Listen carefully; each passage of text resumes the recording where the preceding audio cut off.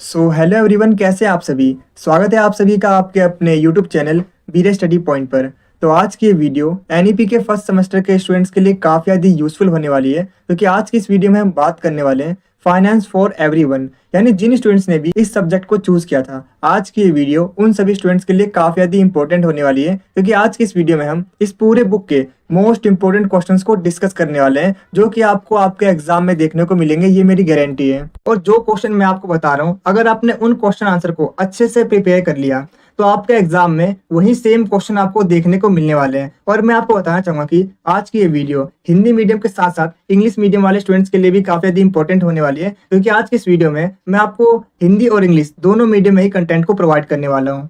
And as you know, हम अपनी video में आपको सिर्फ और सिर्फ इंपॉर्टेंट कंटेंट ही पढ़ाते हैं, जो कि आपके एग्जाम के पॉइंट ऑफ व्यू से काफी ज्यादा इंपॉर्टेंट होते हैं, बेसिकली जिन टॉपिक से आपके एग्जाम में क्वेश्चन पूछे जाते हैं। तो आज की इस वीडियो में मैं आपको जो क्वेश्चन बताने वाला हूँ, वो सेम क्वेश्चन आपको आपके एग्जाम में देखने को मिलेंगे, ये मेरी गारंटी है। तो बिना टाइम वेस्ट करते हुए बढ़ते हैं अपने वीडियो की तरफ।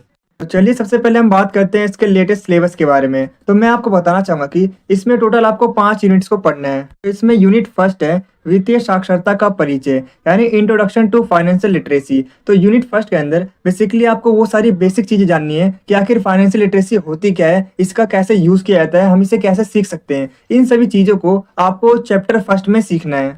और चैप्टर सेकंड में बेसिकली आपको जितने भी हमारे फाइनेंशियल इंस्टीट्यूशंस होते हैं, जैसे बैंक, बीमा कंपनियां, इन सभी के बारे में आपको डिटेल में जानने को मिलेगा। और इसके अलावा यूनिट थर्ड में आपको सीखना है फाइनेंशियल प्लानिंग के बारे में और बजट के बारे में, कि किस तरीके से हम अपनी फाइनेंशियल प्लानिंग बना सकते हैं फ्यूचर के लिए, और किस तरीके से हमें बजट बनाना चाहिए। और इसके अलावा चैप्टर 4 में आपको बैंकिंग और बीमा के बारे में पढ़ना है कि आखिर ये होता क्या है, इसको डिटेल में समझेंगे। तो चैप्टर 5 में बेसिकली आपको बाजार के बारे में समझना है, यानी मार्केट के बारे में समझना है, जहां पर आप इसके कुछ बेसिक कॉन्सेप्ट को समझोगे। तो सिलेबस को जानने के बाद चलिए अब हम आगे बढ़ते हैं, इसके एग्जाम पैटर्न को समझते हैं। तो मैं आपको बताना चाहूंगा कि इसमें टोटल आपका 60 नंबर का ये पेपर आता है, जिसमें आपको टोटल 2 घंटे दिए जाते हैं इस पूरे क्वेश्चन पेपर को अटेम्प्ट करने के लिए। इसमें टोटल 6 क्वेश्चन आते हैं, जिनमें से आपको सिर्फ 4 क्वेश्चन को ही अटेम्प्ट करना होता है, और सारे के सारे क्वेश्चन इक्वल मार्क्स के होते हैं। और मैं आपको यही बता दूं कि आप या तो पूरा पेपर हिंदी में दे सकते हो, या तो पूरा पेपर इंग्लिश में दे सकते हो। किसी भी एक मीडियम में आपको पूरा का पूरा क्वेश्चन पेपर अटेम्प्ट करना होता है। तो चलिए हम बात करते हैं इसके मोस्ट इंपॉर्टेंट क्वेश्चंस के बारे में, जो कि अभी तक आपके एग्जाम में पूछे गए। तो चैप्टर फर्स्ट है, जिसका नाम है वित्तीय साक्षरता का परिचय, यानी introduction to the financial literacy. तो नेक्स्ट स्टेप का आपके एग्जाम में जो क्वेश्चन पूछा जाता है, वो वित्तीय साक्षरता और वित्तीय नियोजन के बारे में पूछा जाता है, यानी फाइनेंशियल लिटरेसी और फाइनेंशियल प्लानिंग के ऊपर क्वेश्चंस पूछे जाते हैं। तो जैसा कि आप स्क्रीन पर देख पा रहे हो, कुछ इस तरीके से आपके एग्जाम में अलग अलग ईयर में अलग अलग तरीके से क्वेश्चंस पूछे गए हैं। और अगर आप इन सभी क्वेश्चंस को पढ़ोगे तो आप एक कंक्लूजन पर पहुंचोगे कि इन सभी क्वेश्चंस में कई बार आपके एग्जाम में डायरेक्टली क्वेश्चन पूछा गया है, जबकि कई बार घुमा के क्वेश्चन पूछा गया है। लेकिन अगर आप सारे क्वेश्चंस को पढ़ोगे तो आप एक ही कंक्लूजन पर पहुंचोगे कि इन सभी क्वेश्चंस में बेसिकली आपसे यही पूछा जा रहा है कि फाइनेंशियल लिटरेसी से आप क्या समझते हो, उसके बारे में बताइए, उसके इंपॉर्टेंस के बारे में बताइए, या फिर वित्तीय नियोजन यानी फाइनेंशियल प्लानिंग से आप क्या समझते हैं और इसके इंपॉर्टेंस के बारे में बताइए। तो अपने आंसर में सबसे पहले हम एक इंट्रोडक्शन लाइन देंगे, जिसमें हम बताएंगे कि वित्तीय नियोजन यानी फाइनेंशियल प्लानिंग का मतलब अपनी income, expenses, savings and future needs को ध्यान में रखकर धन का सही प्रबंधन करना, यानी मनी का सही यूज़ करना। इसी को हम कहते हैं फाइनेंशियल प्लानिंग यानी वित्तीय नियोजन। और इसके साथ ही मैं आपको बता दूं कि इसका उद्देश्य आर्थिक सुरक्षा को प्राप्त करना और भविष्य के लक्ष्य को आसानी से पूरा करना है। और इसके अलावा मैं आपको बता दूं कि प्रॉपर फाइनेंशियल प्लानिंग व्यक्ति को आर्थिक समस्याओं यानी फाइनेंशियल प्रॉब्लम से बचाती है और जीवन को सुरक्षित बनाती है। सो आई होप अब आपको फाइनेंशियल प्लानिंग यानी वित्तीय नियोजन क्या होता है ये अच्छे से समझ में आ गया होगा। फिर भी मैं आपको एक सिंपल वर्ड में बता देता हूँ। फाइनेंशियल प्लानिंग का मतलब है फ्यूचर के लिए जो मनी है उसको सही तरीके से यूज़ करना, जिससे कि हम फ्यूचर में जो भी हमारी आवश्यकता है उसे पूरा कर सकें। यानी मनी का सही तरीके से मैनेजमेंट करना, प्रबंधन करना ही फाइनेंशियल प्लानिंग कहलाता है।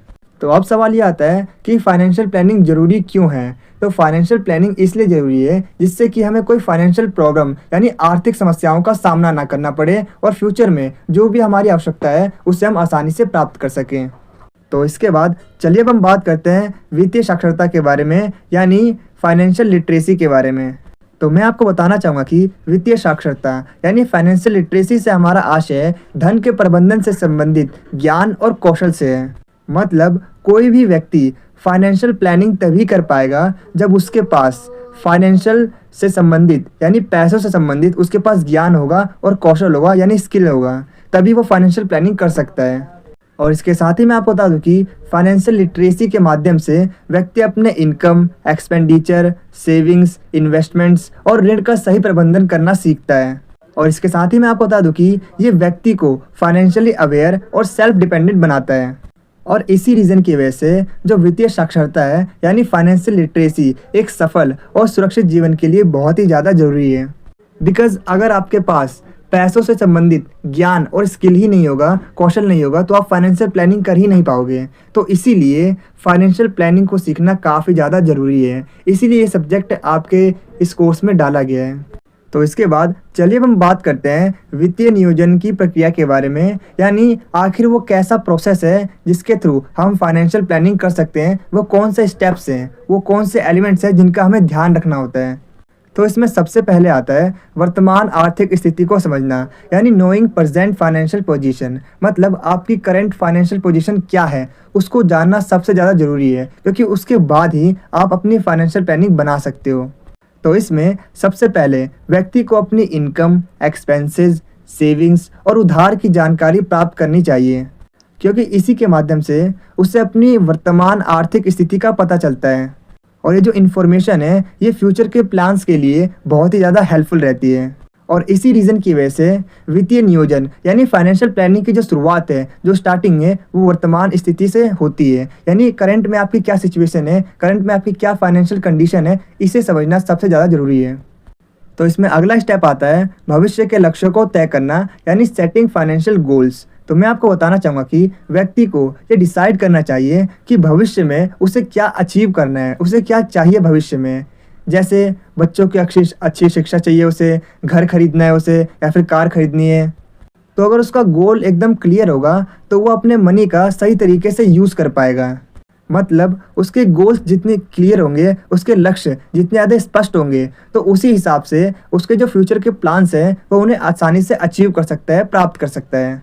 तो इसमें अगला स्टेप आता है आय और खर्च का बजट बनाना, यानी प्रिपेयरिंग बजट। तो मैं आपको बताना चाहूँगा कि व्यक्ति को अपनी मासिक आय और खर्च का हिसाब रखना चाहिए, यानी उसकी मंथली कितनी सैलरी बनती है और उसके क्या एक्सपेंसेस है, उसका पता लगाना बहुत ही ज़्यादा ज़रूरी है, क्योंकि इसकी मदद से अनावश्यक खर्चों को कम किया जा सकता है। यानी जो बेफालतू के खर्चे होते हैं उन्हें कम किया जा सकता है। जब आपको पहले से ही पता होगा कि यहाँ मेरे जो खर्च हैं वो ज़्यादा हो रहे हैं, तो आप उन खर्चों को कम कर सकते हो।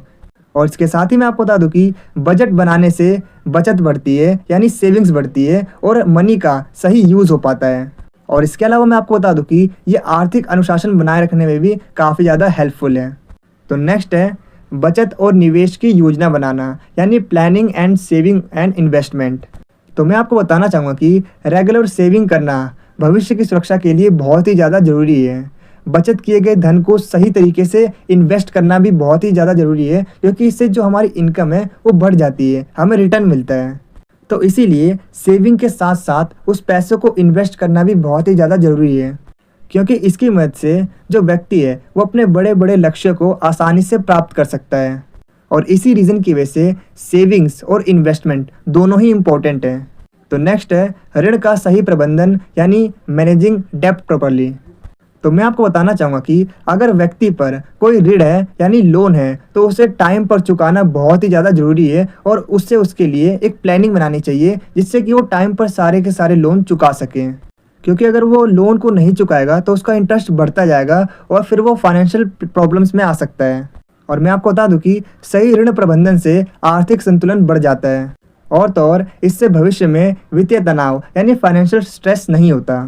तो नेक्स्ट है बीमा और सुरक्षा की व्यवस्था, यानी इंश्योरेंस एंड रिस्क प्रोटेक्शन। तो मैं आपको बताना चाहूँगा कि जीवन में बीमारी, दुर्घटना और अन्य जो भी समस्याएं हैं वो अचानक से आती हैं, और इसी रीज़न की वजह से आपको हेल्थ इंश्योरेंस और लाइफ इंश्योरेंस जैसी जो स्कीम है उनमें ज़रूर से ज़रूर इन्वेस्ट करना चाहिए, क्योंकि अगर आपको फ्यूचर में कोई भी नुकसान होता है तो ये उस नुकसान को कवर कर देते हैं और नुकसान कम होता है। तो इसी रीज़न की वजह से हमें LIC या फिर हेल्थ इंश्योरेंस जैसी चीज़ें हैं उन्हें लेना चाहिए।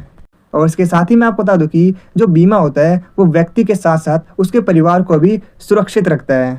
यानी बीमा व्यक्ति और उसके परिवार को सुरक्षा प्रदान करता है, यानी एक सिक्योरिटी देता है। अगर फ्यूचर में कोई भी दुर्घटना होती है तो हम उसको कवर कर सकते हैं, हमें उतनी फाइनेंशियल प्रॉब्लम नहीं होगी अगर हमने बीमा लिया होगा तो नेक्स्ट है आपातकालीन निधि बनाना, यानी क्रिएटिंग इमरजेंसी फंड। तो मैं आपको बताना चाहूँगा कि व्यक्ति को कुछ धन फ्यूचर इमरजेंसी सिचुएशन के लिए बचा कर रखना चाहिए, यानी उसे फंड इकट्ठा करना चाहिए इमरजेंसी जैसी सिचुएशन के लिए। और ये जो मनी है वो बीमारी, बेरोजगारी या फिर अन्य संकट के समय काम आता है, क्योंकि इससे अचानक आने वाली आर्थिक समस्याओं यानी फाइनेंशियल प्रॉब्लम का सामना करना आसान हो जाता है, क्योंकि ऑलरेडी हमारे पास इमरजेंसी फंड होते हैं। और इसी रीज़न की वजह से इमरजेंसी फंड बनाना बहुत ही ज़्यादा इम्पोर्टेंट है। तो लास्ट है समय समय पर योजना की समीक्षा करना, यानी रिव्यूइंग द फाइनेंशियल प्लान।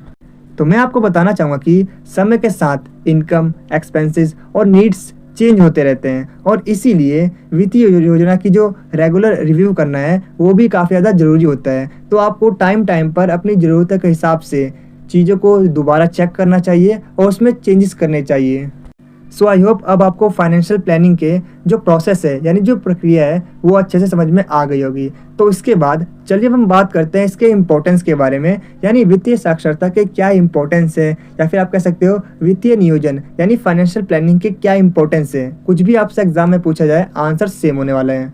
तो मैं आपको बताना चाहूँगा कि फाइनेंशियल लिटरेसी और फाइनेंशियल प्लानिंग आज के टाइम में हर व्यक्ति के लिए बेहद ज़रूरी है, क्योंकि पैसों का सही मैनेजमेंट करना हमारे जीवन को स्थिर, सुरक्षित और खुशहाल बनाने में मदद करता है।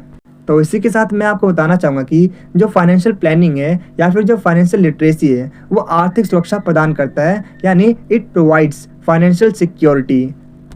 तो मैं आपको बता दूं कि फाइनेंशियल प्लानिंग व्यक्ति को भविष्य की अनिश्चितताओं से बचाता है, क्योंकि इससे आर्थिक संकट के समय यानी फाइनेंशियल प्रॉब्लम के टाइम पर हेल्प मिलती है। तो इसका अगला इम्पोर्टेंस है बचत की आदत विकसित होती है, यानी develops the habit of saving. तो मैं आपको बताना चाहूँगा कि फाइनेंशियल प्लानिंग व्यक्ति को रेगुलर सेविंग्स करने के लिए मोटिवेट करता है और इससे फ्यूचर नीड्स को पूरा करने में मदद मिलती है, क्योंकि जो बचत है वो आर्थिक स्थिरता प्रदान करता है। तो इसका अगला महत्व है भविष्य के लक्ष्यों को पूरा करने में मदद मिलती है, यानी helps in achieving future goals. तो मैं आपको बता दूं कि अगर प्रॉपर प्लानिंग होगी तो व्यक्ति अपने लाइफ में जो भी उसके बड़े बड़े ऑब्जेक्टिव्स हैं, जो भी उसके बड़े बड़े लक्ष्य हैं, जो एम्स हैं, वो उसे आसानी से प्राप्त कर सकता है। और तो और इससे जो फाइनेंशियल प्रॉब्लम्स हैं वो भी कम होती है। सो आई होप इतने सारे पॉइंट्स पढ़ने के बाद आपको इतना समझ में आ गया होगा कि जो फाइनेंशियल प्लानिंग है और जो फाइनेंशियल लिटरेसी है वो कितनी ज़्यादा इंपॉर्टेंट है हमारी लाइफ में, और हर एक व्यक्ति को इसकी नॉलेज होनी चाहिए। तो नेक्स्ट है मानसिक तनाव कम होता है, यानी रिड्यूस मेंटल स्ट्रेस। तो मैं आपको बताना चाहूँगा कि जब व्यक्ति के पास प्रॉपर फाइनेंशियल प्लानिंग होती है तो उससे पैसों की चिंता करने की कोई ज़रूरत नहीं होती।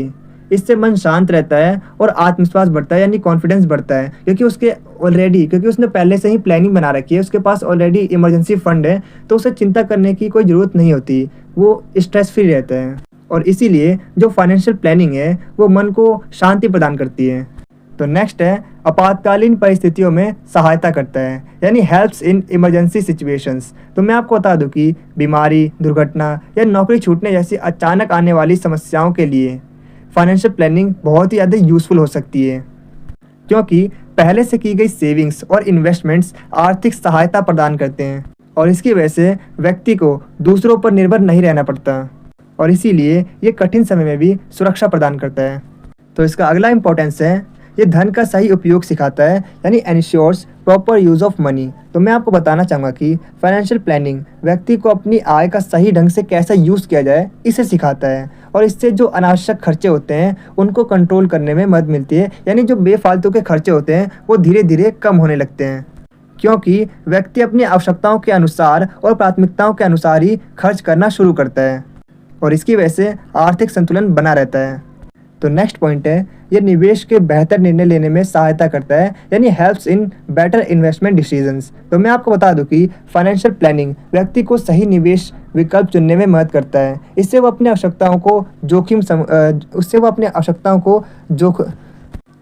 अपनी आवश्यकताओं और जोखिम क्षमताओं के अनुसार निवेश करता है, यानी वो अपने रिस्क के अकॉर्डिंग ही उतना ही इन्वेस्ट करता है, ना तो ज़्यादा करता है ना तो कम करता है, अपनी सिचुएशन के अकॉर्डिंग ही इन्वेस्ट करता है। और मैं आपको बता दूं कि उचित निवेश से भविष्य में बहुत ज़्यादा प्रॉफिट मिलता है, और इसीलिए अगर आपको मनी को बढ़ाना है तो इन्वेस्टमेंट करना भी बहुत ही ज़्यादा ज़रूरी है। लेकिन सही तरीके से इन्वेस्टमेंट, एक प्लानिंग के साथ इन्वेस्टमेंट करना फ्यूचर में आपको अमीर बना सकता है। तो नेक्स्ट पॉइंट है, आर्थिक स्वतंत्रता प्रदान करता है, मतलब प्रोवाइड्स फाइनेंशियल इंडिपेंडेंस। तो मैं आपको बताना चाहूँगा कि अच्छी फाइनेंशियल प्लानिंग व्यक्ति को सेल्फ डिपेंडेंट बनाता है। उससे वो अपनी आवश्यकताओं के लिए दूसरों पर निर्भर नहीं रहता। और तो और रेगुलर सेविंग्स और इन्वेस्टमेंट से आर्थिक मजबूती बढ़ती है। इससे व्यक्ति का जो आत्मविश्वास है वो भी बढ़ता है, यानी कॉन्फिडेंस बढ़ता है। तो लास्ट है, रिटायरमेंट के लिए तैयारी करने में मदद मिलती है। तो मैं आपको बताना चाहूँगा कि फाइनेंशियल प्लानिंग व्यक्ति को भविष्य और बुढ़ापे के लिए धन एकत्रित करने में हेल्प करता है। इससे रिटायरमेंट के बाद भी आर्थिक समस्याओं यानी फाइनेंशियल प्रॉब्लम का सामना नहीं करना पड़ता। जो व्यक्ति है वो आरामदायक और सुरक्षित जीवन जी सकता है। तो इसी रीज़न की वजह से जो फाइनेंशियल लिटरेसी है या फिर जो फाइनेंशियल प्लानिंग है वो दीर्घकालीन सुरक्षा के लिए बहुत ही ज़्यादा इंपॉर्टेंट है। सो आई होप आपको ये सारे के सारे इंपॉर्टेंस अच्छे से समझ में आ गए होंगे।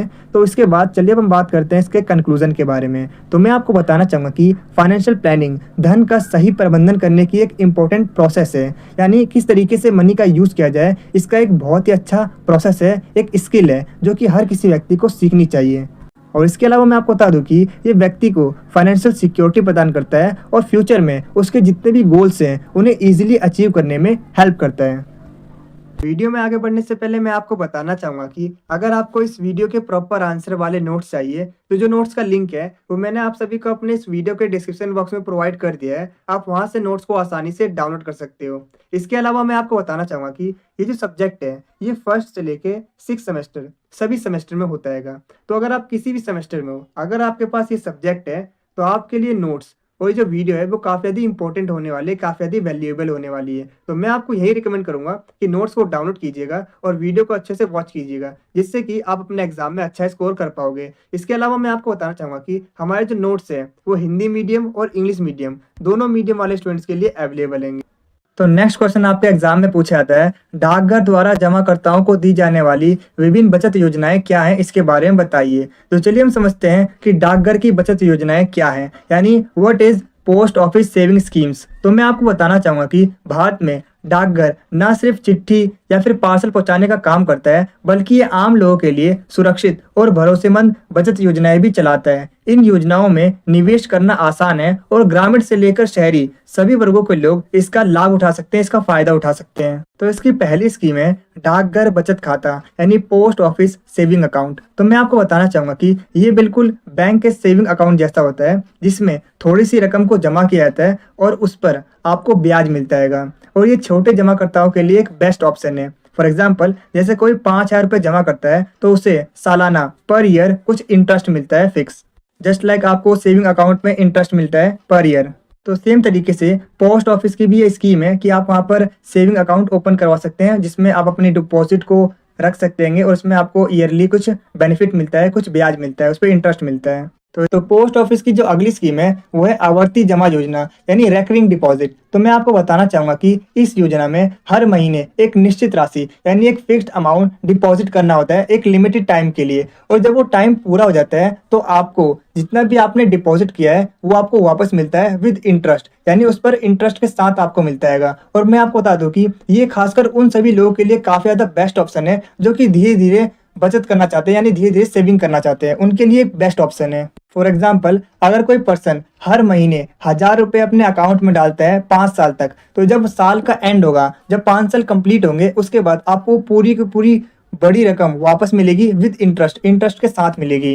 तो अगली स्कीम है सावधि जमा योजना यानी टाइम डिपॉजिट। तो मैं आपको बताना चाहूंगा कि ये बैंक की एफडी जैसी स्कीम है जिसमें जो पर्सन है वो 1, 2, 3, 4 या 5 साल तक के लिए अपने जो डिपॉजिट है उसे जमा करा सकता है, उसके अकॉर्डिंग वो कितने लंबे टाइम तक के लिए डिपॉजिट कराना चाहता है। और मैं आपको बता दूं कि जितना लंबा टाइम होगा उतना ज़्यादा उसको इंटरेस्ट मिलेगा। फॉर एग्जाम्पल, अगर कोई व्यक्ति 5 साल के लिए 50,000 रुपये जमा कराता है तो उस लिमिटेड टाइम के बाद उसे एक अच्छी खासी इंटरेस्ट के साथ जो अमाउंट है वो उसे वापस मिलेगा। तो नेक्स्ट है मासिक आय योजना यानी मंथली इनकम स्कीम। तो मैं आपको बता दूं कि इस योजना में एक निश्चित रकम यानी एक फिक्स्ड अमाउंट आपको जमा करना होता है और हर महीने आपको ब्याज के रूप में एक रेगुलर इनकम मिलती है। और मैं आपको बता दूं कि ये स्कीम उन सभी लोगों के लिए बनाई गई है जो कि सेवानिवृत्ति है या फिर जो रिटायर्ड लोग हैं, उन सभी के लिए ये स्कीम बनाई गई है।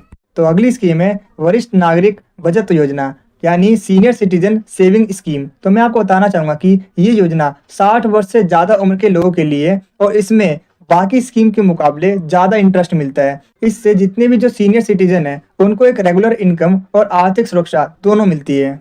तो अगली स्कीम है सार्वजनिक भविष्य निधि यानी पब्लिक प्रोविडेंट फंड। तो मैं आपको बताना चाहूंगा कि ये एक लंबे टाइम के लिए बचत योजना है जिसकी जो अवधि होती है वो 15 साल तक की होती है। और मैं आपको ये बता दूं कि इसमें इन्वेस्ट करने पर जो इंटरेस्ट और जो जमा की गई राशि होती है उन दोनों पर ही टैक्स नहीं लगता, यानी टैक्स फ्री होता है, यानी कि इस पर आपको टैक्स देने की जरूरत नहीं पड़ती है।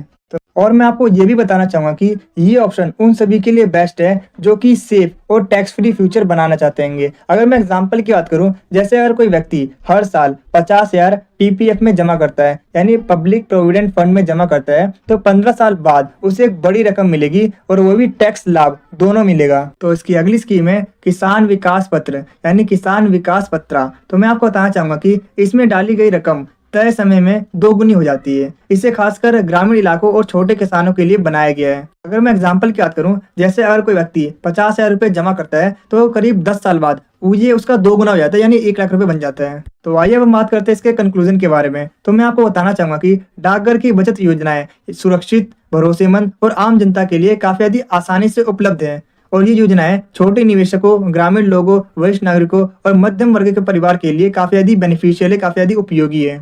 अगर आपको ये वीडियो अच्छी लग रही है तो आप इसे लाइक, शेयर और कमेंट जरूर करें, क्योंकि जब आप लाइक करते हो तो हमें मोटिवेशन मिलता है ऐसी और बहुत सी वीडियोस बनाने के लिए।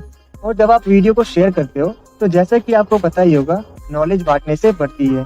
और जब आप हमारी वीडियो पर कमेंट करते हो तो हमें ये पता चलता है कि हम अपनी वीडियो में और क्या इम्प्रूव कर सकते हैं। और मैं आपको बता दूं कि 5 मिनट की वीडियो को बनाने में काफी मेहनत और 1 से 2 घंटे का समय लगता है। तो आप हमारी वीडियो को लाइक, शेयर और कमेंट जरूर करें ताकि हम आपके लिए ऐसी ही और वीडियोस को ला सकें। और कमेंट में ये जरूर बताना कि आपको नेक्स्ट वीडियो किस टॉपिक पर चाहिए। तो चैप्टर 2 है विभिन्न वित्तीय संस्थाएं। तो इस चैप्टर के अंदर बेसिकली हमें जितने भी हमारे जो फाइनेंशियल इंस्टीट्यूशंस होते हैं, जैसे बैंक, बीमा कंपनियां, डाकघर और मोबाइल ऐप, इन सभी चीज़ों के बारे में हमें डिटेल में समझना है। तो इस चैप्टर से जो आपके एग्जाम में क्वेश्चन पूछे जाते हैं वो पूछे जाते हैं कि आप विभिन्न वित्तीय संस्थाओं से क्या समझते हैं, यानी जितने भी जो हमारे फाइनेंशियल इंस्टीट्यूशंस होते हैं उनसे आप क्या समझते हैं। इसके अलावा उनके इंपॉर्टेंस के बारे में बताओ और उनके क्या कार्य होते हैं, क्या उनके फंक्शंस होते हैं, उनके बारे में डिटेल में एक्सप्लेन करो। तो चलिए हम सबसे पहले समझते हैं कि आखिर ये वित्तीय संस्थाएं यानी फाइनेंशियल इंस्टीट्यूशंस होते क्या हैं, इनका मतलब क्या होता है। तो मैं आपको बताना चाहूंगा कि वित्तीय संस्थाएं यानी फाइनेंशियल इंस्टीट्यूशंस वो संगठन होते हैं जो कि पैसों और वित्तीय सेवाओं से जुड़े काम करते हैं, वर्क करते हैं। इनमें जैसे बैंक, बीमा कंपनियां, डाकघर और जो निवेश कंपनियां होते हैं यानी जो इन्वेस्टमेंट वाली कंपनियां होती है वो सभी इनमें शामिल होते हैं। और ये संस्थाएं बचत करने वालों यानी जो डिपॉजिटर होते हैं और धन की जरूरत रखने वालों यानी जो बोरियर्स होते हैं जिन्हें पैसे की जरूरत होती है उनके बीच बिचौलिए का काम करते हैं, यानी इंटरमीडिएट की तरह काम करते हैं, वर्क करते हैं। सो आई होप अब आपको समझ में आ गया होगा कि आखिर वित्तीय संस्थाएं होती क्या है। तो आप मुझे कमेंट में बताइए कि आपने किसी भी फाइनेंशियल इंस्टीट्यूशंस में अपना पैसा डिपॉजिट किया है, इन्वेस्ट किया है, कमेंट में जरूर बताना। तो इसके मीनिंग को जानने के बाद चलिए हम बात करते हैं वित्तीय संस्थाओं के महत्व के बारे में, यानी फाइनेंशियल इंस्टीट्यूशंस के इम्पोर्टेंस के बारे में। तो मैं आपको बताना चाहूँगा कि जितने भी जो हमारे फाइनेंशियल इंस्टीट्यूशंस होते हैं ये प्रमोशनल एक्टिविटीज़ करते हैं, इसके अलावा इंफ्रास्ट्रक्चर फैसिलिटीज़ प्रोवाइड करते हैं। इसके साथ ही ये बैलेंस डेवलपमेंट में भी काफ़ी ज़्यादा मददगार होते हैं। इसके साथ ही मैं आपको बता दूं कि ये एम्प्लॉयमेंट जनरेशन करते हैं, यानी लोगों को रोजगार भी देते हैं। और इसके अलावा जितने भी जो हमारे फाइनेंशियल इंस्टीट्यूशंस होते हैं ये सोशल डेवलपमेंट में काफ़ी ज़्यादा मदद करते हैं। तो चलिए एक एक करके इन्हें थोड़ा सा और डिटेल में समझते हैं। तो चलिए सबसे पहले हम समझते हैं प्रमोशनल एक्टिविटीज़ के बारे में। तो मैं आपको बताना चाहूँगा कि हमारे जितने भी जो फाइनेंशियल इंस्टीट्यूशंस होते हैं ये नए इंडस्ट्रीज़ और बिजनेसेस के ग्रोथ में काफ़ी ज़्यादा हेल्प करते हैं। ये उन्हें मनी प्रोवाइड करते हैं, यानी पैसा प्रोवाइड करते हैं, जिससे कि जितने भी जो नए बिजनेसेस होते हैं और जो इंडस्ट्रीज़ होते हैं उन्हें स्टार्टअप में काफ़ी ज़्यादा हेल्प मिलती है। और इससे जो इनोवेशन है वो भी काफ़ी तेज़ी से बढ़ता है और नए व्यवसायों का विकास होता है। इसके अलावा मैं आपको बताना चाहूँगा कि जो हमारे फाइनेंशियल इंस्टीट्यूशंस होते हैं वो इंफ्रास्ट्रक्चर फैसिलिटीज़ प्रोवाइड करते हैं। मतलब जो हमारी वित्तीय संस्थाएं होती है ये नए उद्योग और व्यवसायों के विकास के लिए जो आधारभूत जरूरी संरचनाएं होती है उन्हें प्रोवाइड करते हैं, जैसे औद्योगिक क्षेत्र, टैंक पार्क, सड़कें, पानी, ये सारी चीज़ें प्रोवाइड करती है, जिससे कि जो बिजनेसेस होते हैं उनकी ग्रोथ में हेल्प मिलती है। इसके साथ ही मैं आपको बताना चाहूँगा कि जो हमारे फाइनेंशियल इंस्टीट्यूशंस होते हैं ये बैलेंस डेवलपमेंट में भी काफ़ी ज़्यादा मददगार होते हैं। मतलब अगर सिर्फ बड़े शहरों का विकास होगा तो गाँव पिछड़ जाएंगे, जिसकी वजह से आर्थिक असमानता बढ़ जाएगी। देश के सभी क्षेत्रों का विकास एक समान हो, इसके लिए जो हमारे फाइनेंशियल इंस्टीट्यूशंस होते हैं वो क्या करते हैं कि जो विकसित क्षेत्र है उससे जितनी भी जो अतिरिक्त पूंजी आती है, यानी जो एक्स्ट्रा मनी बचता है, उसे वो पिछड़े और ग्रामीण क्षेत्रों में इन्वेस्ट कर देते हैं, वहां तक प्रोवाइड करते हैं, जिससे कि ग्रामीण क्षेत्रों का भी विकास हो सके, जिससे कि देश के अविकसित क्षेत्रों का भी आर्थिक विकास होता है और देश में एक बैलेंस डेवलपमेंट होता है।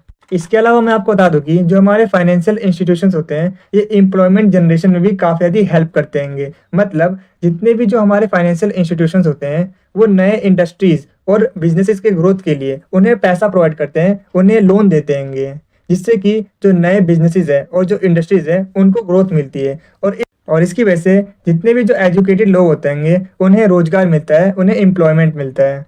इसके अलावा मैं आपको बताना चाहूँगा कि हमारे जो फाइनेंशियल इंस्टीट्यूशंस होते हैं वो सोशल डेवलपमेंट में भी काफ़ी ज़्यादा मदद करते हैं। मतलब वित्तीय संस्थाएं समाज के कमज़ोर वर्गों जैसे किसान, छोटे व्यापारी, गरीब, ग्रामीण लोग, इन सबको लोन प्रोवाइड करते हैं। इसके अलावा आर्थिक सहायता देते हैं, यानी पैसे देते हैं, जिससे कि इनका जो लाइफस्टाइल है वो सुधर सके। अगर मैं एग्जाम्पल की बात करूँ, जैसे प्रधानमंत्री जनधन योजना के तहत बैंकों ने करोड़ों गरीब परिवारों को बैंकिंग सेवाएं प्रोवाइड की, यानी बैंकिंग सर्विसेज दी, और इसके अलावा उन्हें सब्सिडी का लाभ मिला।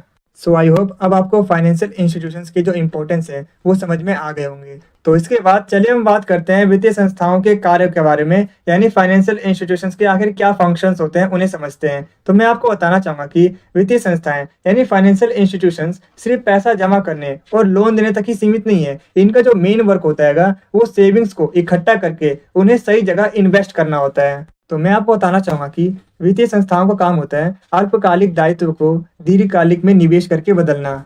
मतलब वित्तीय संस्थाओं यानी फाइनेंशियल इंस्टीट्यूशंस का जो मेन वर्क होता है वो छोटी छोटी बचत यानी शॉर्ट टर्म सेविंग्स को इकट्ठा करके उन्हें लंबे समय के लिए निवेश में लगाना, यानी लॉन्ग टर्म के लिए इन्वेस्टमेंट में लगाना उन पैसों को। तो ये सब इनका काम होता है, जिससे वित्तीय संस्थाओं के पास एक बड़ा अमाउंट कलेक्ट हो जाता है, जिसका use industries, roads, electricity, water projects और गवर्नमेंट प्लान्स में किया जाता है। अगर मैं एग्जांपल की बात करूं, जैसे इंश्योरेंस कंपनीज लाखों कस्टमर से मंथली प्रीमियम लेती है और उसे लॉन्ग टर्म इंडस्ट्रीज और शेयर मार्केट में इन्वेस्ट करती है। तो नेक्स्ट है जोखिमपूर्ण निवेश को सुरक्षित बनाना। मतलब हर इन्वेस्टमेंट में रिस्क होता है, मतलब उम्मीद के हिसाब से फायदा ना होना, जिससे शेयर, बॉन्ड्स और फंड्स में लॉस हो सकता है। तो मैं आपको बता दूं कि जो हमारे फाइनेंशियल इंस्टीट्यूशंस होते हैं वो रिस्की इन्वेस्टमेंट को सेफ इन्वेस्टमेंट बनाने में हेल्प करते हैं।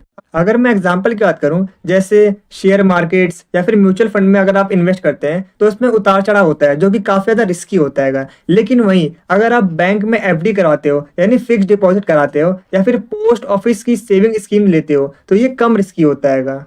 तो नेक्स्ट है पूंजी का प्रवाह और वितरण। तो मैं आपको बताना चाहूँगा कि जो हमारे फाइनेंशियल इंस्टीट्यूशंस होते हैं वो सोसाइटी में मनी के फ्लो को कंट्रोल करते हैं। मतलब जो हमारे फाइनेंशियल इंस्टीट्यूशंस हैं जिनके पास एक्स्ट्रा मनी है उनसे लेकर जिन लोगों को मनी की नीड है, मनी की ज़रूरत है, उन लोगों तक मनी प्रोवाइड करती है। इससे कैपिटल और रिसोर्सेज का सही यूज़ होता है और इकोनॉमिक बैलेंस रहता है। अगर मैं एग्जांपल की बात करूं, जैसे बैंक शहरों से जमा हुई पूंजी को, जो शहरों से पैसा मिलता है, उसे ग्रामीण क्षेत्रों में किसानों को लोन के रूप में देता है।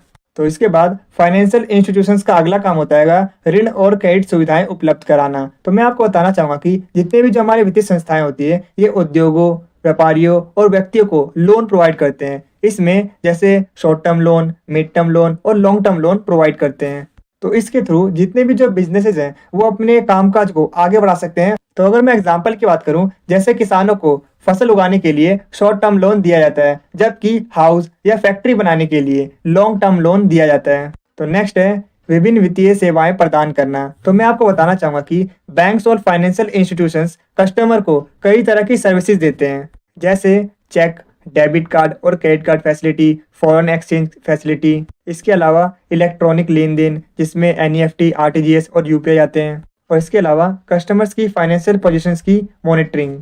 तो ये सारी वो फैसिलिटीज हैं जो हमें प्रोवाइड की जाती हैं। तो चलिए हम बात करते हैं इसके कंक्लूजन के बारे में। तो मैं आपको बताना चाहूंगा कि फाइनेंशियल इंस्टीट्यूशंस देश की आर्थिक व्यवस्था की बैकबोन है। ये सेविंग्स और इन्वेस्टमेंट को बदलकर बैलेंस डेवलपमेंट, जॉब क्रिएशन और फाइनेंशियल सिक्योरिटी देकर सोसाइटी और नेशन के डेवलपमेंट में इंपॉर्टेंट रोल निभाते हैं। तो वीडियो में आगे बढ़ने से पहले मैं आपसे एक रिक्वेस्ट करना चाहूंगा कि जैसे आपका एग्जाम खत्म होते हैं उसके बाद आप इस वीडियो पर दोबारा आया कीजिए और अपना फीडबैक जरूर शेयर कीजिएगा कि आपको हमारी इस एनिमेशन वीडियो से कितनी हेल्प मिली और हमारे बताए गए क्वेश्चंस में से कितने क्वेश्चन आपको आपके एग्जाम में एग्जैक्टली देखने को मिले।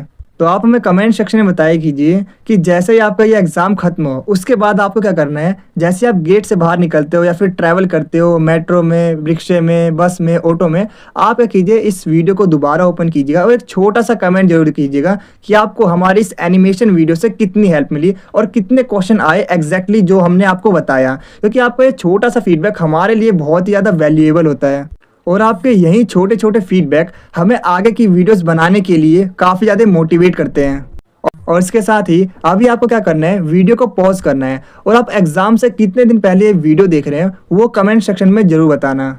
और इसके अलावा आप कमेंट सेक्शन में ये जरूर बताया कीजिए कि आपका जो एग्ज़ाम है वो किस डेट को है। और इसके अलावा मैं आपको बता दूं कि काफ़ी सारे स्टूडेंट्स सिर्फ अपना एग्ज़ाम बताते हैं इस डेट को है, तो प्लीज़ आपसे रिक्वेस्ट है कि आप पूरी एग्ज़ाम की डेट शीट कमेंट सेक्शन में बताया कीजिए with date, with complete exam name, जिससे कि हम आपके लिए आगे की वीडियो अच्छे से बना सकें। अगर आपको इस वीडियो के प्रॉपर आंसर वाले नोट्स चाहिए तो नोट्स का लिंक मैंने डिस्क्रिप्शन में डाल रखा है, आप वहां से नोट्स को डाउनलोड कर सकते हैं। नोट्स आपको हिंदी और इंग्लिश दोनों मीडियम में मिल जाएंगे। अगर आपको ये वीडियो अच्छी लग रही है तो आप इसे लाइक, शेयर और कमेंट जरूर करें, क्योंकि जब आप लाइक करते हो तो हमें मोटिवेशन मिलता है ऐसी और बहुत सी वीडियोस बनाने के लिए। और जब आप वीडियो को शेयर करते हो तो जैसा कि आपको पता ही होगा, नॉलेज बांटने से बढ़ती है। और जब आप हमारी वीडियो पर कमेंट करते हो तो हमें ये पता चलता है कि हम अपनी वीडियो में और क्या इम्प्रूव कर सकते हैं। और मैं आपको बता दूं कि 5 मिनट की वीडियो को बनाने में काफ़ी मेहनत और 1 से 2 घंटे का समय लगता है। तो आप हमारी वीडियो को लाइक, शेयर और कमेंट जरूर करें ताकि हम आपके लिए ऐसी ही और वीडियोस को ला सकें। और कमेंट में ये जरूर बताना कि आपको नेक्स्ट वीडियो किस टॉपिक पर चाहिए। तो चलिए वीडियो में आगे बढ़ते हैं। तो नेक्स्ट टाइप का आपके एग्जाम में जो क्वेश्चन पूछा जाता है वो बंधक के ऊपर पूछा जाता है, यानी मॉर्गेज के ऊपर पूछा जाता है। जैसा कि आप स्क्रीन पे देख पा रहे हो, कुछ इस तरीके से आपके एग्जाम में क्वेश्चन पूछे जाते हैं। अगर आप इन क्वेश्चन को पढ़ोगे तो आप एक कंक्लूजन में पहुंचोगे कि इन क्वेश्चन में बेसिकली हमसे पूछा जा रहा है कि जो मॉर्गेज है यानी जो बंधक है वो होम लोन का एक इंपॉर्टेंट पार्ट है, कैसे, इसके बारे में बताइए। तो इस क्वेश्चन के अंदर बेसिकली हमें बताना है बंधक का मतलब क्या होता है, यानी what is the meaning of mortgage, और इसके इंपॉर्टेंस के बारे में हमें बताना होता है। और इसके अलावा दृष्टि बंधक, बंधक और गिरवी के बीच क्या डिफरेंस होता है, क्या अंतर होता है, इसे हमें एक्सप्लेन करना है अपने आंसर में। तो अगर मैं आपको एक सिंपल वर्ड में बताऊं क्या कि मॉर्गेज यानी बंधक होता क्या है, तो मैं आपको बताना चाहूंगा कि जब कोई व्यक्ति उधार लेने वाला अपनी अचल संपत्ति जैसे घर, जमीन या प्लाट को सिक्योरिटी के तौर पर बैंक या किसी भी फाइनेंशियल इंस्टीट्यूशन के पास रखकर लोन लेता है तो उस अचल संपत्ति को ही बंधक यानी मॉर्गेज कहते हैं। इसमें प्रॉपर्टी का ओनरशिप उधार लेने वाले के पास ही रहता है, लेकिन जब तक वो लोन नहीं चुका पाता बैंक या जो ऋणदाता है उस प्रॉपर्टी पर उसका पूरा लीगल राइट रहता है। तो अगर मैं सिंपल वर्ड्स में बताऊं तो आप जब कभी भी लोन लेने के लिए जाते हो किसी भी बैंक या किसी भी फाइनेंशियल इंस्टीट्यूशन से, तो आप अपनी कोई संपत्ति रखकर लोन लेते हो। हालांकि उस लोन पर, उस संपत्ति पर आपका ही हक होता है, लेकिन जब तक आप उसका लोन नहीं चुका पाते तब तक उस पूरी संपत्ति पर उस बैंक या फिर जो इंस्टीट्यूशन है उसका हक होता है। तो इसके बाद चलिए हम बात करते हैं बंधक के महत्व के बारे में, यानी इंपॉर्टेंस ऑफ मॉर्गेज के बारे में। तो मैं आपको बताना चाहूंगा कि बंधक न सिर्फ ऋणदाता यानी ऋण देने वालों को सिक्योरिटी देता है, बल्कि वो उधारकर्ता को भी बड़े लोन लेने के लिए हेल्प करता है। तो मैं आपको बताना चाहूंगा कि बंधक ऋणदाता को सुरक्षा और भरोसा देता है कि अगर उधारकर्ता ऋण नहीं चुका पाता तो प्रॉपर्टी को बेचकर वो लोन को रिकवर कर सकता है। फॉर एग्जाम्पल, अगर कोई व्यक्ति बैंक से होम लोन लेता है और अगर वो उस लोन को नहीं चुका पाता तो बैंक घर को नीलामी में बेचकर उससे पैसा वसूल कर सकती है। इसके अलावा मैं आपको बताना चाहूंगा कि बंधक की वजह से व्यक्ति इजीली बड़ा लोन ले सकता है। तो मैं आपको बता दूं कि बिना बंधक के बैंक या फाइनेंशियल इंस्टीट्यूशंस आमतौर पर बड़ा लोन नहीं देते, क्योंकि बिना सिक्योरिटी रिस्क ज़्यादा होता है। और इसके अलावा बंधक ऋणदाता को सुरक्षा और भरोसा देता है कि अगर उधारकर्ता ऋण को नहीं चुका पाता तो प्रॉपर्टी बेचकर लोन रिकवर किया जा सकता है। इससे उधारकर्ता लोन ले सकता है। इसके अलावा मैं आपको बताना चाहूंगा कि बंधक आधारित ऋण पर इंटरेस्ट रेट्स कम होते हैं, क्योंकि इसमें जो ऋण देने वाला है उसकी प्रॉपर्टी सिक्योर रहती है। इसीलिए जो लेंडर होता है यानी जो लोन देने वाला होता है वो रिस्क कम मानकर लो इंटरेस्ट पर भी लोन दे देता है। तो अगर मैं एग्जाम्पल की बात करूं, फॉर एग्जाम्पल अगर कोई व्यक्ति बिना बंधक के यानी विदाउट मॉर्गेज के लोन लेता है, उधार लेता है, तो उसे 12% तक इंटरेस्ट देना पड़ सकता है, जबकि बंधक आधारित ऋण यानी मॉर्गेज लोन पर उसे 7 से 8% ही इंटरेस्ट देना पड़ता है। तो मॉर्गेज से हमें कम इंटरेस्ट पर लोन मिल जाता है। इसके साथ ही मैं आपको बताना चाहूँगा कि मॉर्गेज लोन यानी बंधक ऋण से हम इजीली लोन ले सकते हैं और उस लोन से हम इजीली अपने सपनों का घर खरीद सकते हैं, अपने बिजनेस प्रॉपर्टी आसानी से खरीद सकते हैं। इसके अलावा मैं आपको बताना चाहूँगा कि जो बंधक ऋण होता है यानी जो मॉर्गेज लोन होता है वो हमारे फाइनेंशियल प्लानिंग और इन्वेस्टमेंट में हेल्प करता है।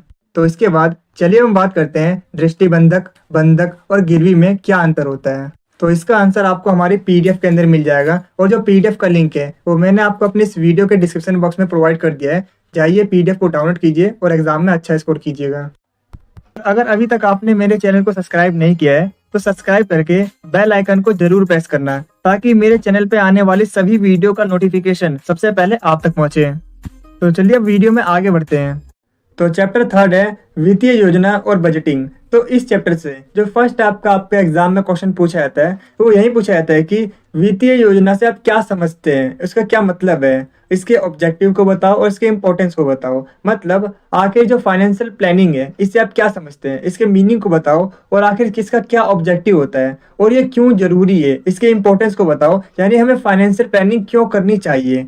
तो जैसा कि आप स्क्रीन पे देख पा रहे हो, कुछ इस तरीके से आपके एग्जाम में क्वेश्चन पूछे जाते हैं और कभी कभी आपके एग्जाम में कोई पैराग्राफ दे देगा, जैसा कि आप स्क्रीन पे देख पा रहे हो। और अगर आप उस पूरे पैराग्राफ को पढ़ते हो तो आप एक कंक्लूजन पे पहुंचोगे कि उस पूरे पैराग्राफ में बेसिकली हमें यही बताना होता है कि आखिर वित्तीय योजना होती क्या है, उसके क्या ऑब्जेक्टिव है और हमें वित्तीय योजना क्यों बनानी चाहिए, यानी हमें फाइनेंशियल प्लानिंग क्यों बनानी चाहिए, इसके क्या इंपॉर्टेंस है। तो चलिए सबसे पहले हम समझते हैं कि आखिर ये वित्तीय योजना का मतलब क्या है, यानी what is the meaning of financial planning. तो मैं आपको बताना चाहूंगा कि फाइनेंशियल प्लानिंग का मतलब होता है अपनी इनकम, एक्सपेंसेस, सेविंग्स और इन्वेस्टमेंट को सही तरीके से मैनेज करना ही वित्तीय योजना यानी फाइनेंशियल प्लानिंग कहलाता है। और इसका मेन ऑब्जेक्टिव है कि हम अपनी आज की जरूरतों को पूरा करें और फ्यूचर में भी फाइनेंशियली सिक्योर रहें। इसके अलावा मैं आपको बता दूं कि वित्तीय योजना यानी फाइनेंशियल प्लानिंग सिर्फ पैसा बचाने का तरीका नहीं है, बल्कि ये फाइनेंशियली गोल को पूरा करने में भी मदद करता है। फॉर एग्जाम्पल, अगर कोई अपनी इनकम का कुछ हिस्सा सेविंग्स में रखता है, कुछ इन्वेस्टमेंट करता है और कुछ एक्सपेंस करता है, तो यही वित्तीय योजना यानी फाइनेंशियल प्लानिंग है। तो आई होप अब आपको फाइनेंशियल प्लानिंग का मीनिंग समझ में आ गया होगा। तो चलिए इसके बाद हम समझते हैं वित्तीय योजना यानी फाइनेंशियल प्लानिंग के ऑब्जेक्टिव के बारे में, यानी इसके उद्देश्य के बारे में। तो मैं आपको बताना चाहूंगा कि फाइनेंशियल प्लानिंग का मेन ऑब्जेक्टिव है कि हम फाइनेंशियली सिक्योर रहें। मतलब फाइनेंशियल प्लानिंग हमें इमरजेंसी की सिचुएशन में काफ़ी ज़्यादा हेल्प करती है। फॉर एग्जांपल, अगर हम बीमार हो जाते हैं या फिर हमारा जॉब लॉस हो जाता है, तो ऐसी कंडीशन में जो एक्सपेंसेस होते हैं वो काफ़ी ज़्यादा बढ़ जाते हैं। और अगर हमने पहले से फाइनेंशियल प्लानिंग की होगी तो इस टाइम पर भी हमारे पास सफिशिएंट पैसा होगा और हम फाइनेंशियली सिक्योर रहेंगे। तो चलिए इसे एक एग्जाम्पल के थ्रू समझते हैं। मान लीजिए राम हर महीने अपनी इनकम में से कुछ पैसा इमरजेंसी फंड में डालता है और इन केस वो बीमार हो जाता है या फिर उसकी जॉब चली जाती है, तो इस टाइम पर भी उसके पास सफिशिएंट पैसा होगा। तो इसका अगला ऑब्जेक्टिव है भविष्य के लिए बचत और निवेश, मतलब savings and investments for future, तो मैं आपको बताना चाहूँगा कि फाइनेंशियल प्लानिंग से हम लॉन्ग टाइम के लिए इन्वेस्टमेंट करके अपने पैसे को बढ़ा सकते हैं। फॉर एग्जांपल जैसे पीपीएफ, म्यूचुअल फंड्स, एसआईपी या फिर जीवन बीमा यानी लाइफ इंश्योरेंस, इनमें हम इन्वेस्ट करके अपने पैसे को बढ़ा सकते हैं।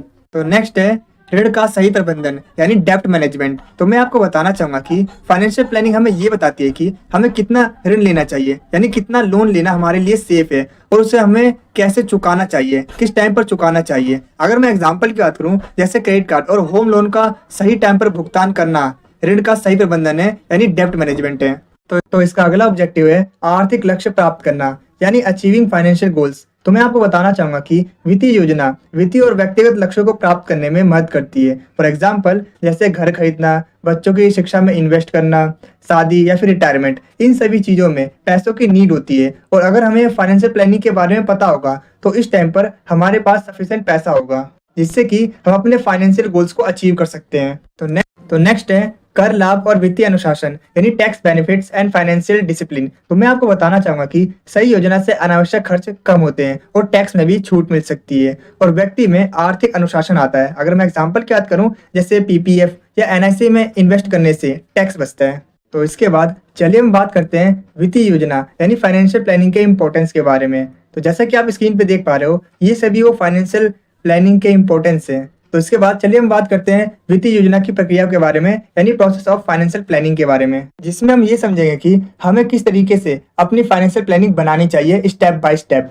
तो इसमें हमारा जो सबसे पहला स्टेप होता है वो होता है वित्तीय स्थिति का विश्लेषण यानी एनालाइजिंग करंट सिचुएशन, यानी अभी हमारी करंट सिचुएशन कैसी है। तो फर्स्ट स्टेप के अंदर सबसे पहले हमें अपनी इनकम, एक्सपेंसेस, एसेट्स और डेब्ट का सही हिसाब लगाना होता है, क्योंकि इसको जानने के बाद ही हम अपनी फाइनेंशियल प्लानिंग में आगे बढ़ सकते हैं। तो इसके बाद जो दूसरा स्टेप होता है वो होता है लक्ष्यों का निर्धारण यानी सेटिंग फाइनेंशियल गोल्स। तो मैं आपको बता दूं कि वित्तीय स्थिति का विश्लेषण करने के बाद ये तय करना जरूरी है कि हमें भविष्य में किन लक्ष्यों को, किन गोल्स को अचीव करना है। और तो और मैं आपको ये भी बता दूं कि ये लक्ष्य यानी ये गोल्स छोटे भी हो सकते हैं और बड़े भी हो सकते हैं। जैसे अगर मैं छोटे गोल्स की बात करूं, जैसे नई बाइक खरीदना, और अगर मैं बड़े गोल्स की बात करूं, जैसे घर बनाना, बच्चों की शिक्षा में इन्वेस्ट करना, रिटायरमेंट, ये सभी बड़े गोल्स हैं। तो सेकंड स्टेप के अंदर आपको ये एनालाइज करना होता है कि आखिर आपको चाहिए क्या, आपके गोल्स क्या हैं। तो इसके बाद जो हमारा थर्ड स्टेप होता है वो होता है वित्तीय योजना बनाना यानी मेकिंग फाइनेंशियल प्लान। तो मैं आपको बताना चाहूंगा कि एक बार लक्ष्य तय हो जाने के बाद उपलब्ध संसाधनों और आवश्यकताओं को ध्यान में रखते हुए बजट, बचत और निवेश की योजना बनाई जाती है। तो इसके बाद जो हमारा अगला स्टेप आता है वो आता है धन के स्रोत तय करना यानी आइडेंटिफाइंग सोर्सेज ऑफ फंड्स। तो मैं आपको बताना चाहूंगा कि फाइनेंशियल प्लानिंग बनाने के बाद ये डिसाइड करना होता है कि आखिर जो मनी है, जो पैसा है, वो आएगा कहाँ से। वो इनकम से आएगा या फिर लोन से आएगा या फिर इन्वेस्टमेंट से आएगा। हमें इस चीज़ को आइडेंटिफाई करना होता है, तभी तो हम अपने पसंद का घर ले सकते हैं या फिर बाइक ले सकते हैं, तभी तो हम अपने फाइनेंशियल गोल्स को अचीव कर सकते हैं। यानी फोर्थ स्टेप के अंदर हमें ये डिसाइड करना होता है कि इनकम आएगी कहाँ से। तो इसके बाद जो हमारा फिफ्थ स्टेप आता है वो है योजना को लागू करना यानी इम्प्लीमेंटेशन करना। यानी अभी जो हमने फाइनेंशियल प्लानिंग बनाई, अब उसको इम्प्लीमेंट करने का टाइम आ गया, यानी अब उस पर हमें एक्शन लेना है। अगर मैं एग्जांपल की बात करूं, जैसे हर महीने एसआईपी में इन्वेस्ट करना या फिर इमरजेंसी के लिए फंड को इकट्ठा करना। तो इसके बाद जो हमारा लास्ट स्टेप आता है वो है समीक्षा और संशोधन यानी रिव्यू एंड रिवीजन। मतलब टाइम पर हमें अपनी प्लानिंग को चेक करना है, रिव्यू करना है कि वो सही डायरेक्शन में जा रही है या नहीं, और अगर इसमें कोई गड़बड़ी है तो हमें उसमें सुधार करने की जरूरत है। तो इसके बाद चलिए हम बात करते हैं इसके कंक्लूजन के बारे में। तो मैं आपको बताना चाहूँगा कि अधिशेष का सही उपयोग यानी जो हमारे पास एक्स्ट्रा मनी होता है उसका सही यूज़ सेविंग्स एंड इन्वेस्टमेंट करने से हमारा जो करंट सिचुएशन है वो सेफ रहता है, और इसके अलावा हमारा जो फ्यूचर है वो भी फाइनेंशियली सिक्योर रहता है। और तो और मैं आपको ये भी बता दूं कि ये ना सिर्फ हमें इमरजेंसी में हेल्प करता है, बल्कि ये हमें आर्थिक रूप से आत्मनिर्भर और मजबूत भी बनाता है। तो यूनिट 4 है जिसका नाम है बैंकिंग और बीमा का परिचय। तो इस यूनिट से जो फर्स्ट टाइप का आपके एग्जाम में क्वेश्चन पूछा जाता है वो पूछा जाता है एलआईसी के ऊपर। जैसा कि आप स्क्रीन पे देख पा रहे हो, कुछ इस तरीके से आपके एग्जाम में क्वेश्चन पूछे जाते हैं। अगर आप इन क्वेश्चन को पढ़ोगे तो आप एक कंक्लूजन पे पहुंचोगे कि इन क्वेश्चन में बेसिकली आपसे यही पूछा जा रहा है कि जो भारत में एलआईसी है उसके क्या फीचर्स है, उसके बारे में बताइए, उसके क्या ऑब्जेक्टिव है और उसकी क्या भूमिका है, और इसके अलावा एलआईसी के क्या लाभ है, क्या बेनिफिट है, उसके बारे में बताइए, उसके बारे में एक्सप्लेन कीजिए। तो चलिए हम समझते हैं आखिर ये एलआईसी होता क्या है। तो मैं आपको बताना चाहूँगा कि एलआईसी का मतलब होता है life insurance corporation of India, और इसकी जो स्थापना है वो 1 सितंबर 1956 में हुई थी। इसके अलावा मैं आपको बताना चाहूँगा कि ये भारत सरकार के स्वामित्व वाली संस्था है और देश की सबसे बड़ी लाइफ इंश्योरेंस कंपनी है। इसके साथ ही मैं आपको बताना चाहूँगा कि इसका मेन ऑब्जेक्टिव है लोगों को बीमा सुरक्षा यानी इंश्योरेंस प्रोटेक्शन देना और उनके फ्यूचर को सेफ बनाना। तो इसके बाद चलिए हम बात करते हैं एलआईसी की विशेषताओं के बारे में, यानी फीचर्स ऑफ एलआईसी। तो मैं आपको बताना चाहूँगा कि इसकी पहली विशेषता है ये सरकारी स्वामित्व के अंदर है। मतलब एलआईसी एक गवर्नमेंट ऑर्गेनाइजेशन है, क्योंकि ये पूरी तरह से गवर्नमेंट के कंट्रोल में है, इसीलिए लोग इसे भरोसेमंद और सेफ मानते हैं। इसीलिए लोग निश्चिंत होकर इसमें इन्वेस्टमेंट करते हैं, क्योंकि इसमें धोखाधड़ी या दिवालिया होने का कोई डर नहीं होता। इसकी दूसरी विशेषता है वाइड नेटवर्क, यानी इसका जो नेटवर्क है वो काफ़ी ज़्यादा बड़ा हैगा। मतलब एलआईसी का नेटवर्क पूरे भारत में फैला हुआ है, शहर हो या गांव, हर जगह ब्रांचेज, एजेंट्स और सर्विसेज अवेलेबल है। और इसी वाइड नेटवर्क की वजह से आम आदमी तक आसानी से इंश्योरेंस और इन्वेस्टमेंट की सर्विसेज पहुंचती है। तो इसकी अगली विशेषता है जीवन बीमा सुरक्षा, यानी लाइफ इंश्योरेंस प्रोटेक्शन। तो मैं आपको बताना चाहूँगा कि एलआईसी का मेन वर्क है लोगों को लाइफ इंश्योरेंस देना। ये व्यक्ति और उसके परिवार को डेथ, एक्सीडेंट या इलनेस की सिचुएशन में फाइनेंशियली सिक्योरिटी देता है। तो इसकी अगली विशेषता है बचत और निवेश का साधन, यानी instrument of saving and investment. तो मैं आपको बता दूं कि एलआईसी सिर्फ इंश्योरेंस ही नहीं बल्कि सेविंग और इन्वेस्टमेंट प्लान्स भी देता है। ये लोगों को रेगुलर प्रीमियम भरकर सेविंग की हैबिट बनाते हैं और टाइम के साथ उन्हें इन्वेस्टमेंट का अच्छा रिटर्न मिलता है। तो एलआईसी की अगली विशेषता है दीर्घकालिक योजनाएं, यानी लॉन्ग टर्म स्कीम्स। तो मैं आपको बता दूं कि एलआईसी लंबी अवधि की योजना देती है, जैसे पेंशन प्लान, रिटायरमेंट प्लान, बच्चों की शिक्षा योजनाएं, ये सभी चीजें इनमें शामिल होती है। इन योजनाओं से व्यक्ति अपने भविष्य को सुरक्षित बना सकता है और बुढ़ापे में भी नियमित आय प्राप्त कर सकता है। तो इसकी अगली विशेषता है भरोसेमंद और सुरक्षित, यानी ट्रस्टवर्दी एंड सेफ। तो मैं आपको बताना चाहूंगा कि एलआईसी को सबसे रिलायबल इंश्योरेंस कंपनी माना जाता है। गवर्नमेंट गारंटी होने से कस्टमर जानते हैं कि उनका मनी पूरी तरीके से सेफ है। यही रीजन है कि करोड़ों लोग एलआईसी को प्रेफर करते हैं। तो इसके बाद चलिए हम बात करते हैं एलआईसी के ऑब्जेक्टिव के बारे में। तो मैं आपको बताना चाहूँगा कि इसका पहला ऑब्जेक्टिव है लोगों को लाइफ इंश्योरेंस देना और उनके परिवार को डेथ, एक्सीडेंट या इलनेस की सिचुएशन में प्रोटेक्शन देना। इसका अगला ऑब्जेक्टिव है कॉमन पीपल को रेगुलर सेविंग और इन्वेस्टमेंट के लिए इंकरेज करना। इसका अगला ऑब्जेक्टिव है हर व्यक्ति तक इंश्योरेंस सर्विसेज को ईजी और लो कॉस्ट तक पहुँचाना। नेक्स्ट है नेशनल सेविंग्स को कलेक्ट करके कंट्री के डेवलपमेंट और वर्क में यूज़ करना। तो इसके ऑब्जेक्टिव के जानने के बाद चलिए हम बात करते हैं एलआईसी के बेनिफिट्स के बारे में, यानी इसके क्या क्या फ़ायदे होंगे। तो मैं आपको बताना चाहूँगा कि एलआईसी सिर्फ एक इंश्योरेंस कंपनी नहीं है, बल्कि ये भारत की इकोनॉमी और सोशल प्रोग्रेस में भी इम्पोर्टेंट रोल निभाती है। तो इसका पहला बेनिफिट है जीवन बीमा सुरक्षा देना, यानी प्रोवाइड लाइफ इंश्योरेंस प्रोटेक्शन। तो मैं आपको बताना चाहूँगा कि एलआईसी का मेन एम लोगों को लाइफ इंश्योरेंस की सुविधा देना है। ये व्यक्ति और उसके परिवार को डेथ, एक्सीडेंट या इलनेस की सिचुएशन में फाइनेंशियल प्रोटेक्शन देता है। तो इसका अगला ऑब्जेक्टिव है बचत और निवेश का साधन। तो मैं आपको बता दूं कि एलआईसी इंश्योरेंस के साथ सेविंग और इन्वेस्टमेंट के ऑप्शंस भी देता है। लोग रेगुलर प्रीमियम भरकर सेविंग की हैबिट डालते हैं और अच्छे रिटर्न पाते हैं। तो इसका अगला बेनिफिट है सामाजिक सुरक्षा देना, यानी प्रोवाइड सोशल सिक्योरिटी। तो मैं आपको बताना चाहूँगा कि एलआईसी गरीब और वीकर सेक्शंस के लिए भी चीपर इंश्योरेंस प्लान चलाती है। इससे उन्हें लाइफ प्रोटेक्शन और फाइनेंशियल हेल्प मिलती है। अगर मैं एग्जांपल की बात करूं, जैसे प्रधानमंत्री जीवन ज्योति बीमा योजना, जिसमें मात्र 330 रुपये ईयरली पे करने होते हैं और 2 लाख रुपए तक का इंश्योरेंस मिलता है। तो इसका अगला बेनिफिट है राष्ट्र विकास में योगदान, यानी कंट्रीब्यूशन टू नेशनल डेवलपमेंट। तो मैं आपको बताना चाहूँगा कि एलआईसी अपने फंड्स का बड़ा हिस्सा government securities, industrial projects, electricity, roads, railways और इसके अलावा इंफ्रास्ट्रक्चर डेवलपमेंट में लगाती है। इससे कंट्री की इकोनॉमी स्ट्रांग होती है। तो इसका अगला बेनिफिट है रोजगार सृजन, यानी एम्प्लॉयमेंट जनरेशन। तो मैं आपको बताना चाहूँगा कि एलआईसी भारत के सबसे बड़े एम्प्लॉयर में से एक है। इसमें लाखों एम्प्लॉई, एजेंट्स और ऑफिसर्स काम करते हैं। तो इसका अगला बेनिफिट है भरोसेमंद और सुरक्षित, यानी ट्रस्टवर्दी एंड सेफ। तो मैं आपको बताना चाहूँगा कि एलआईसी को सबसे रिलायबल इंश्योरेंस कंपनी माना जाता है। गवर्नमेंट की गारंटी की वजह से कस्टमर ये जानते हैं कि उनका पूरा पैसा सेफ है, और यही रीज़न है कि करोड़ों लोग इसको प्रेफर करते हैं। तो इसके बाद चलिए हम बात करते हैं इसके कंक्लूजन के बारे में। तो मैं आपको बताना चाहूँगा कि LIC सिर्फ एक इंश्योरेंस कंपनी नहीं बल्कि सेविंग, इन्वेस्टमेंट, सोशल सिक्योरिटी और नेशनल डेवलपमेंट में भी काफ़ी ज़्यादा हेल्प करती है। और इसके अलावा मैं आपको बताना चाहूँगा कि गवर्नमेंट ट्रस्ट और वाइड सर्विसेज की वजह से LIC कॉमन पीपल के लिए सबसे सेफ और पॉपुलर ऑर्गेनाइजेशन बन चुकी है। अगर आपको इस वीडियो के प्रॉपर आंसर वाले नोट चाहिए तो नोट्स का लिंक मैंने डिस्क्रिप्शन में डाल रखा है, आप वहां से नोट्स को डाउनलोड कर सकते हैं। नोट आपको हिंदी और इंग्लिश दोनों मीडियम में मिल जाएंगे। अगर आपको ये वीडियो अच्छी लग रही है तो आप इसे लाइक, शेयर और कमेंट जरूर करें, क्योंकि जब आप लाइक करते हो तो हमें मोटिवेशन मिलता है ऐसी और बहुत सी वीडियोस बनाने के लिए। और जब आप वीडियो को शेयर करते हो तो जैसा कि आपको पता ही होगा, नॉलेज बांटने से बढ़ती है।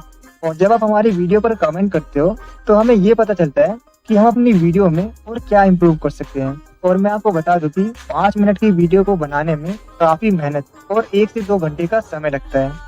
तो आप हमारी वीडियो को लाइक, शेयर और कमेंट जरूर करें, ताकि हम आपके लिए ऐसी ही और वीडियोस को ला सकें। और कमेंट में ये जरूर बताना कि आपको नेक्स्ट वीडियो किस टॉपिक पर चाहिए। तो चैप्टर 5 है कुछ बाजार, कुछ मूलभूत अवधारणाएं। तो चैप्टर 5 से जो फर्स्ट टाइप का आपके एग्जाम में क्वेश्चन पूछा जाता है वो म्यूचुअल फंड के ऊपर पूछा जाता है। जैसा कि आप स्क्रीन पे देख पा रहे हो, कुछ इस तरीके से आपके एग्जाम में क्वेश्चन पूछे जाते हैं म्यूचुअल फंड के ऊपर, जिसमें आपसे पूछा जाता है कि म्यूचुअल फंड क्या है और उसके विभिन्न प्रकारों की योजनाएं कौन कौन सी है, उन्हें एक्सप्लेन कीजिए। तो चलिए हम सबसे पहले समझते हैं कि आखिर ये म्यूचुअल फंड होता क्या है, इसके मीनिंग को समझते हैं। तो मैं आपको बताना चाहूँगा कि म्यूचुअल फंड एक इन्वेस्टमेंट प्लान है जिसमें कई लोगों से पैसा इकट्ठा किया जाता है और उसे अलग अलग जगह पर लगाया जाता है, जैसे शेयर्स, बॉन्ड्स, डिबेंचर्स और मनी मार्केट इंस्ट्रूमेंट्स। और इस पूरे इन्वेस्टमेंट को मैनेज करने का काम एक प्रोफेशनल फंड मैनेजर करता है।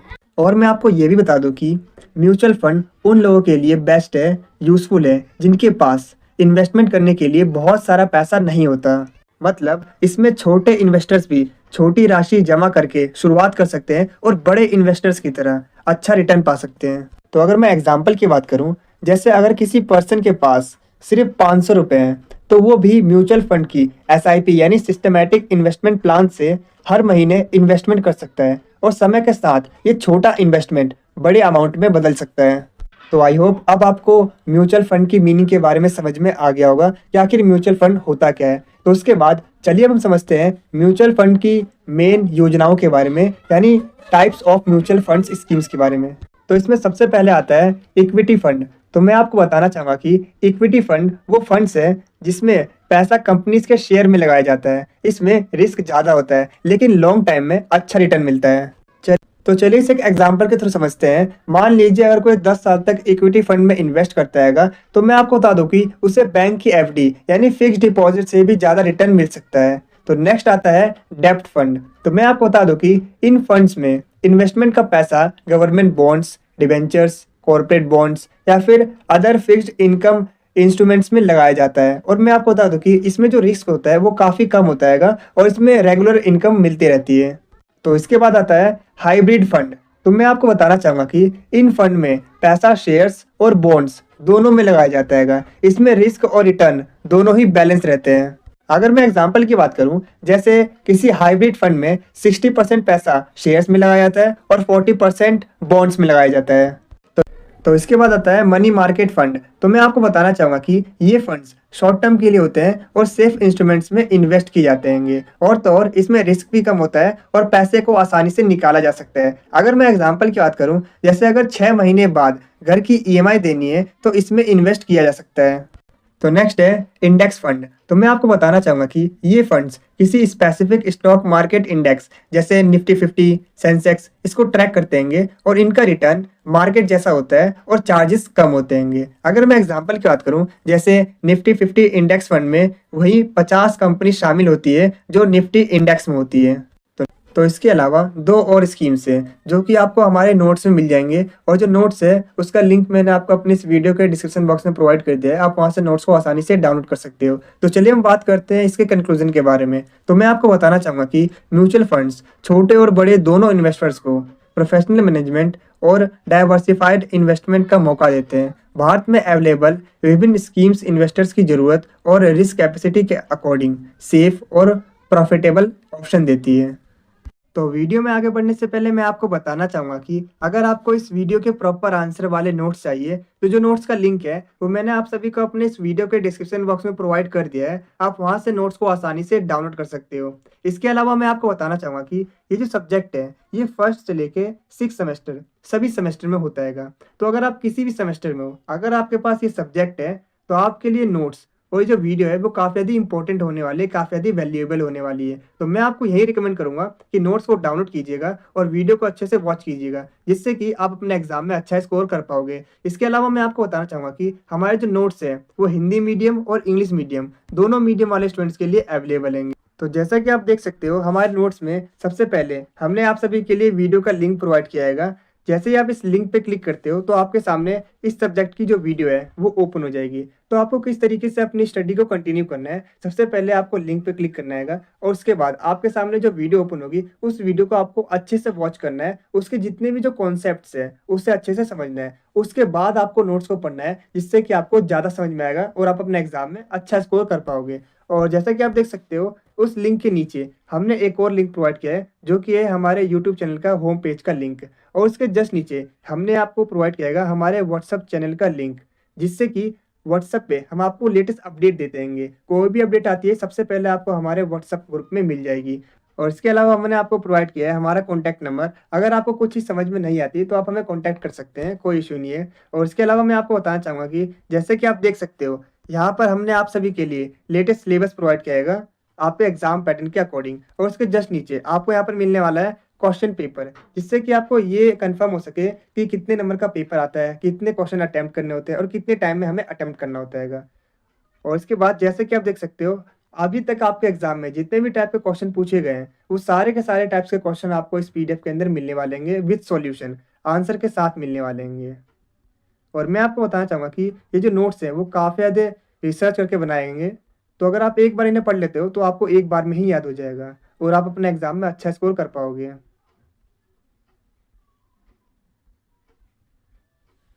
मैं आपको यही रिकमेंड करूंगा, एक बार वीडियो देखिएगा और 2 से 3 बार इस नोट्स को पढ़ लीजिएगा। इसके बाद आपको और कुछ पढ़ने की जरूरत नहीं पड़ेगी, ये मेरी गारंटी है।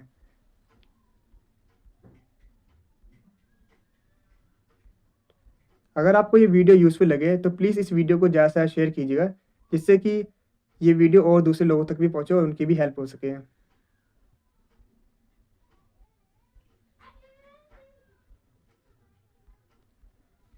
तो यहाँ पर होते हैं नोट्स खत्म। तो आपको ये वीडियो कैसी लगी कमेंट सेक्शन में ज़रूर बताना। तो आज की वीडियो से इतना ही, मिलते हैं आपसे अगली वीडियो में। Thanks for watching this video.